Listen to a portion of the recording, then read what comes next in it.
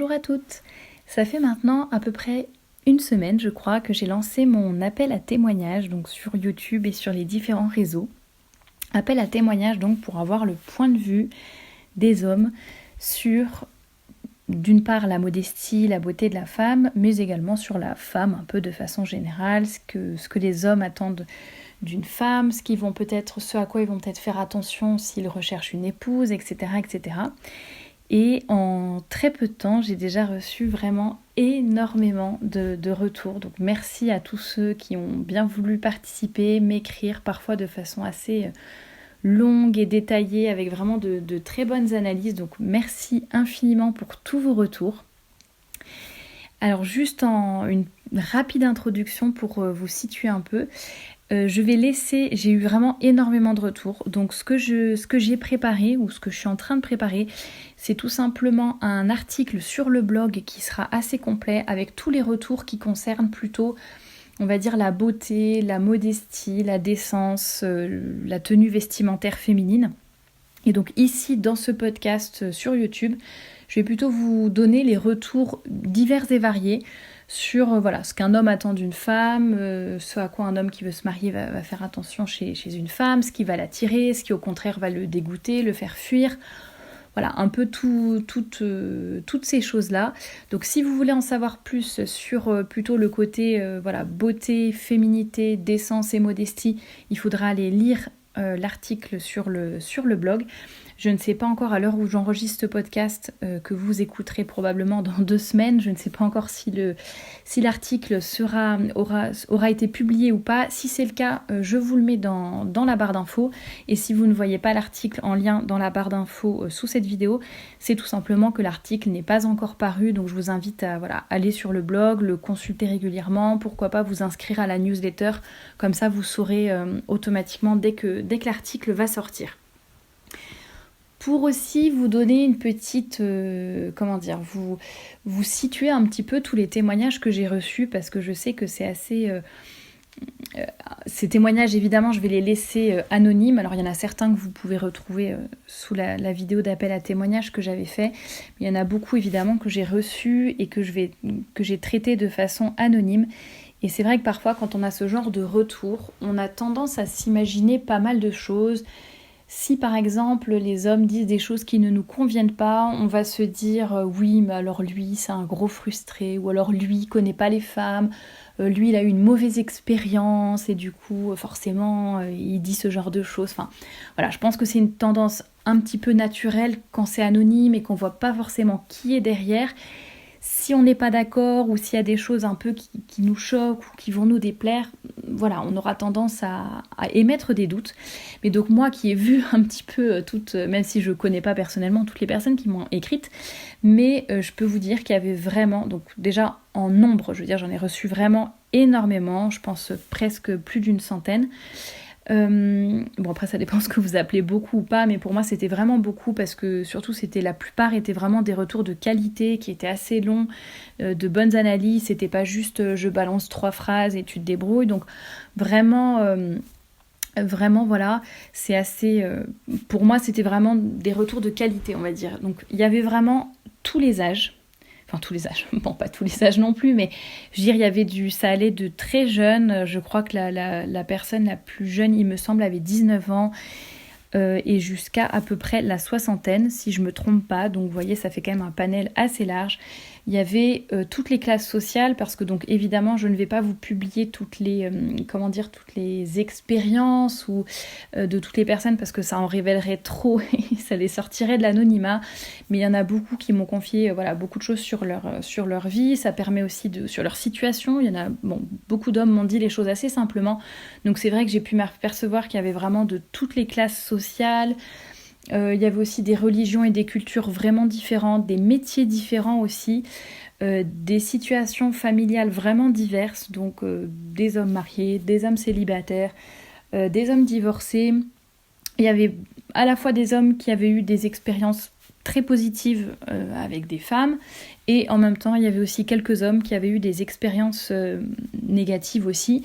Donc je pense vraiment, somme toute, que ce sont des retours assez réalistes, qui sont vraiment basés sur les expériences de chacun, et je pense que de par la diversité des retours, on peut vraiment dire qu'on est dans le concret. Il n'y a pas que des hommes qui ont eu des mauvaises expériences, il n'y a pas non plus que des hommes qui sont complètement idéalistes. Vraiment, pour moi, c'est vraiment assez ancré dans la réalité, on va dire. Donc merci encore une fois à tous les hommes qui ont répondu. Et voilà pour le petit disclaimer, on va dire, avant de rentrer un peu plus dans le vif du sujet. Et je voulais faire une dernière remarque avant de commencer, c'était aussi de dire, là pour le coup plutôt aux femmes qui vont m'écouter, que dans ce podcast, dans les différentes choses, dans les retours que je vais vous faire, les différentes choses dont je vais parler, il faut vraiment pas, selon moi, y voir une liste de choses à faire, une liste qu'il faut suivre point par point pour devenir parfaite, pour répondre aux attentes des hommes, pour trouver un mari en 2 jours. Non, pas du tout. L'idée, c'est vraiment plutôt de montrer, de souligner un peu ce qui est important pour les hommes, d'apprendre aussi à se mettre à leur place, tout simplement, de leur donner la parole. Je pense que c'est un peu important, surtout dans notre société où ils sont vraiment dénigrés presque en permanence.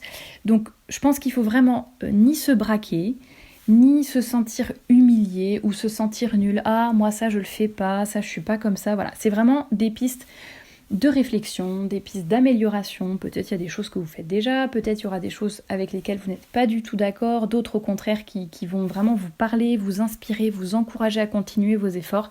Donc vraiment l'idée c'est de faire chacune de son mieux selon nos talents et de rayonner aussi notre unicité, j'allais dire.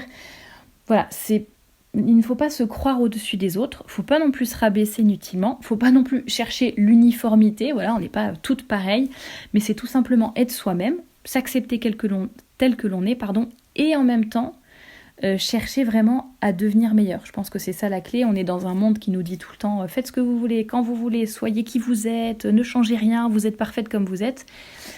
Alors ça peut aider pour la confiance en soi et oui, il faut s'accepter tel que l'on est avec ses défauts et ses points forts, mais en même temps il faut toujours chercher à devenir meilleur.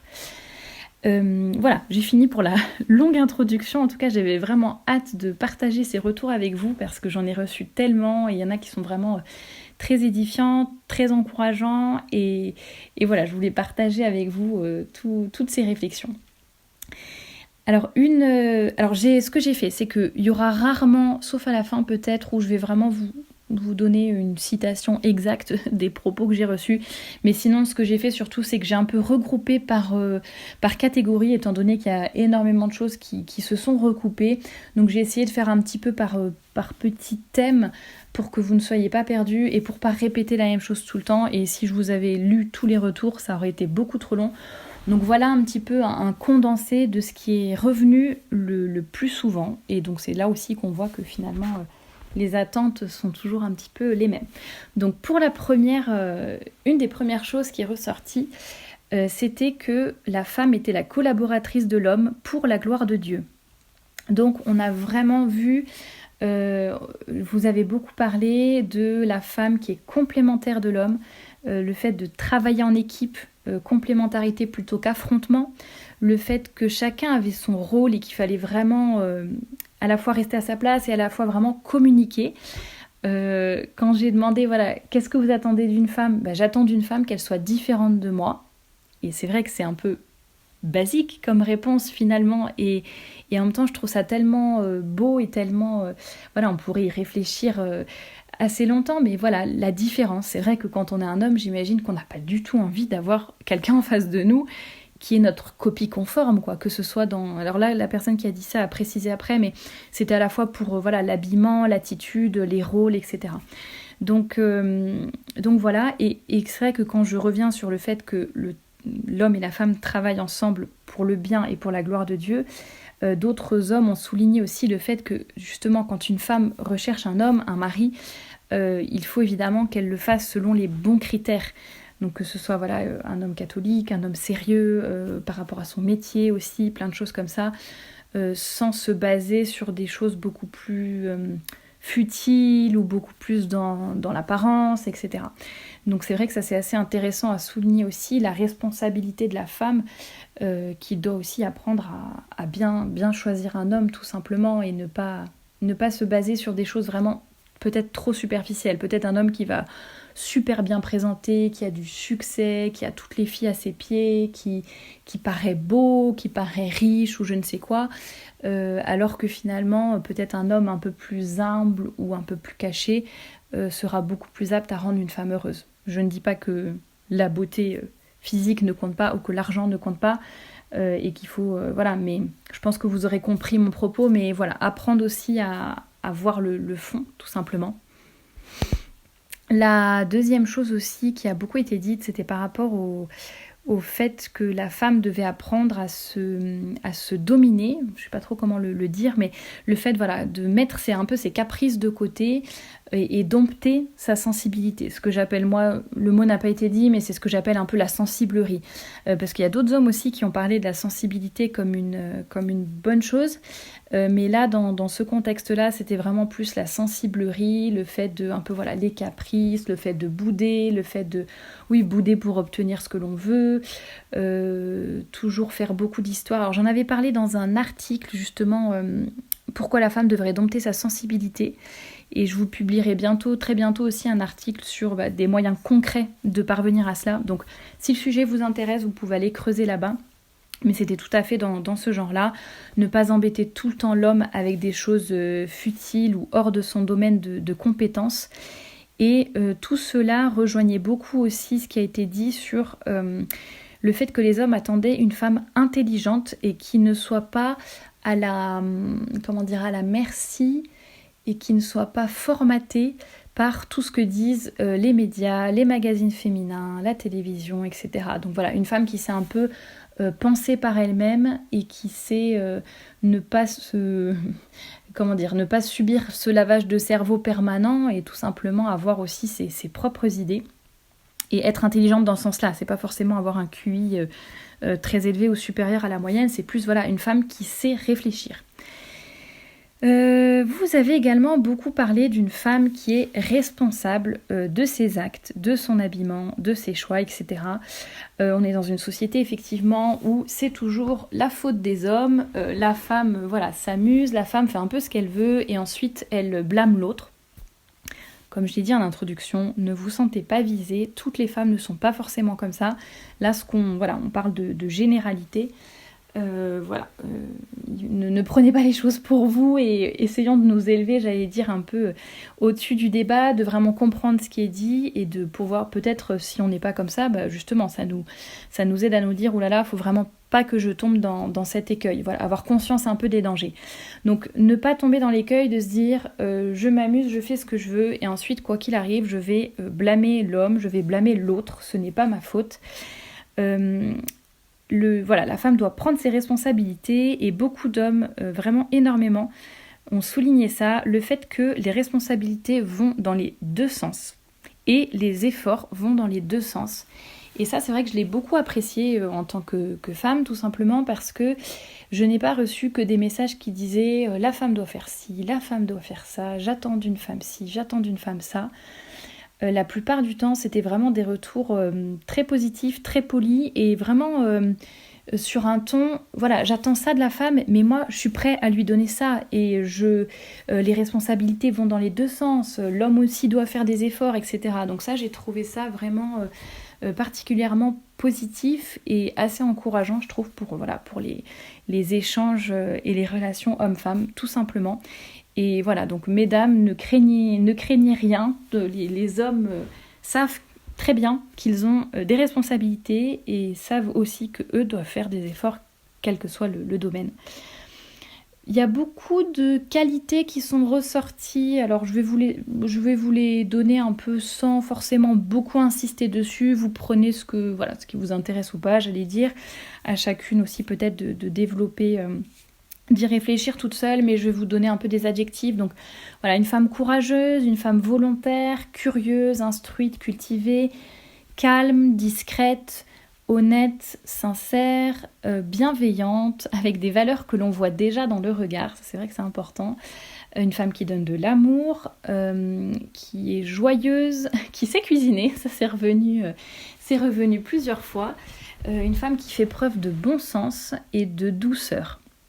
Je vais juste revenir sur un des points qui a été abordé plusieurs fois, c'était effectivement par rapport à la culture et à l'instruction, que la femme était vue vraiment comme, devant être instruite parce qu'elle est aussi l'éducatrice. Les hommes voient en la femme la mère ou la future mère de leurs enfants, et donc ont besoin de savoir qu'ils peuvent aussi compter sur une femme qui pourra transmettre tout simplement quelque chose à ses enfants. Une fois de plus, ça ne veut pas dire avoir un QI supérieur à la moyenne, mais c'est tout simplement, voilà, je pense, de la culture générale, le fait de s'intéresser aux choses, la curiosité intellectuelle, tout simplement avoir quelque chose à transmettre. C'est vrai que si on est une femme qui regarde la télé-réalité toute la journée, qui ne sait pas ouvrir un livre et avoir un minimum d'esprit, d'esprit critique, c'est vrai qu'après c'est un petit peu compliqué pour transmettre quelque chose à ses enfants, et puis j'allais dire tout simplement aussi pour avoir peut-être certains sujets de discussion avec son mari tout simplement. Donc ça c'est vraiment important dans le rôle qu'elle a envers ses enfants, et puis, mais qui n'est pas que de son apanage, hein, on est bien d'accord. Le père aussi a son rôle à jouer bien sûr, mais voilà, il y a aussi ce côté-là, et donc évidemment si c'est important pour les enfants, ça aura un impact, on va dire, sur la société. Donc là je voulais juste réinsister un petit peu sur ce point-là, c'est vrai qu'il a été abordé plusieurs fois dans les retours que j'ai reçus. La femme devrait être, pour plaire aux hommes on va dire, féminine, élégante, donc ça je vous l'ai dit, j'en parlerai davantage dans l'article sur le blog, à l'écoute des besoins, et là c'est vraiment une citation, elle se nourrit du bonheur qu'elle entretient autour d'elle. L'homme doit en retour se montrer protecteur, droit, courageux et juste. Donc vous le voyez bien, donc fin de la citation, vous le voyez bien, c'est donnant, c'est pas juste la femme qui fait des efforts et pas l'homme. Voilà, il y a vraiment cette double responsabilité, mais j'ai vraiment beaucoup aimé la phrase, elle se nourrit du bonheur qu'elle entretient. Donc je pense que effectivement la femme a tout intérêt à se donner, à entretenir un bon climat autour d'elle, à être, comme c'était dit, bienveillante, donner de l'amour, etc. Et elle recevra beaucoup en retour aussi. Plusieurs choses ont été dites, c'est vrai, sur les relations avec l'époux, notamment l'importance d'avoir une certaine, alors dévotion, c'est peut-être pas le mot exact, admiration, voilà, vraiment de l'admiration, du respect envers son mari, apprendre à le comprendre, le soutenir, respecter son silence quand c'est nécessaire, ne pas chercher la compétition, que ce soit avec le mari ou, je pense, l'homme de façon générale aussi, même si on n'est pas marié. Et s'intéresser à son mari, et c'est vrai que ça va peut-être vous surprendre, mais ça c'est vrai que j'en ai déjà vraiment beaucoup, c'est un sujet que j'ai préparé un article dessus mais je ne l'ai pas encore publié. C'est vrai que parfois après le mariage, voilà, une fois qu'on est installé, ou alors quand il y a des enfants qui arrivent, certaines femmes peuvent avoir tendance à ne plus s'intéresser à leur mari, ou alors à s'y intéresser mais à ne plus le montrer tout du moins. Et c'est vrai que le mari peut se sentir complètement délaissé, particulièrement quand les enfants arrivent par exemple, et que la femme évidemment, et c'est bien normal, doit passer du temps avec ses enfants, puis c'est difficile, il y a la fatigue, s'ils sont tout petits ça prend vraiment énormément de temps et d'énergie, mais voilà, je pense que l'épouse doit ne pas oublier et faire son maximum pour montrer à son mari qu'elle s'intéresse à lui bien sûr, et qu'elle continue de l'admirer et de l'aimer tout autant. Et ça ne veut pas dire qu'il faut passer, je pense pas que ça soit une question de temps ou d'être toute la nuit à écouter son mari parler pour montrer qu'on s'intéresse à lui. Je pense que c'est plutôt par des petites attentions, ça peut être des petits gestes, des petites paroles par-ci par-là qui vont pas forcément vous demander beaucoup d'efforts, beaucoup d'énergie ou beaucoup de temps, surtout si vous avez des enfants en bas âge, mais par contre qui vont permettre, j'allais dire, de continuer un peu, c'est pas forcément entretenir la flamme, mais voilà, montrer tout simplement à votre mari qu'il est toujours votre mari et qu'il a toujours la même place et la même importance pour vous évidemment. Beaucoup ont parlé aussi de femmes épanouies. Le fait qu'il voulait avoir une femme qui est épanouie, qui est bien dans ses baskets entre guillemets, enfin ça c'est mon expression. Une femme à qui, ça c'est une citation, à qui l'on a envie de faire plaisir, que l'on a envie de choyer et que l'on a envie d'honorer. Donc voilà, beaucoup ont parlé aussi d'émancipation saine, et je pense que ça rejoint un peu ce côté femme épanouie. Donc vraiment, je pense que c'est assez important de ne pas avoir une femme qui est, soumise dans le mauvais sens, dans le sens le petit chien qui fait tout, qui dit tout, la petite serpillière qui n'a pas son mot à dire et qui accepte tout sans broncher, qui ne donne jamais son avis, qui n'a pas d'opinion, qui n'a pas de personnalité finalement et qui est vraiment l'ombre d'elle-même. Au contraire, les hommes ont besoin d'avoir une femme qui est vraiment épanouie, qui se sent bien dans sa peau, qui a de la personnalité aussi. Ça rejoint toutes les qualités dont je vous parlais avant. Donc les hommes, peut-être contrairement à ce que certaines femmes ou féministes peuvent penser, mais les hommes ne cherchent pas du tout à avoir un objet à la maison, loin de là. Et d'ailleurs, vous le verrez dans les retours que je vous ferai sur l'article sur la modestie et la tenue vestimentaire. Au contraire, les hommes n'ont pas du tout envie de voir une femme réduite à un objet. Et certains ont parlé également de la spiritualité de la femme qui pouvait vraiment couronner le tout. Je crois que c'est l'expression, je crois que c'est une citation ça. La spiritualité qui est vraiment là, la piété de la femme, sa relation à Dieu qui va vraiment, c'est ça je crois, couronner toutes les qualités et toutes les vertus dont on a parlé avant. Et pour terminer ce podcast et ces retours, même si vraiment j'aurais aimé vous en partager plus, mais je pense que là, il y a déjà vraiment l'essentiel qui a été fait. J'ai tout épluché, comme je vous ai dit, j'ai regroupé comme ça. Et pour terminer, donc je vais vous partager là, une citation donc de l'un d'entre vous qui peut-être se reconnaîtra et qui parle un peu du don de l'homme et du don de la femme. Pour être meilleur, il faut que nous puissions donner. Donc c'est un homme qui parle, nous les hommes. Donc pour être meilleur, il faut que nous puissions donner. Donner des fleurs, donner des bijoux, une maison, un confort matériel, de la liberté, une aide, etc. Peu importe, selon nos moyens.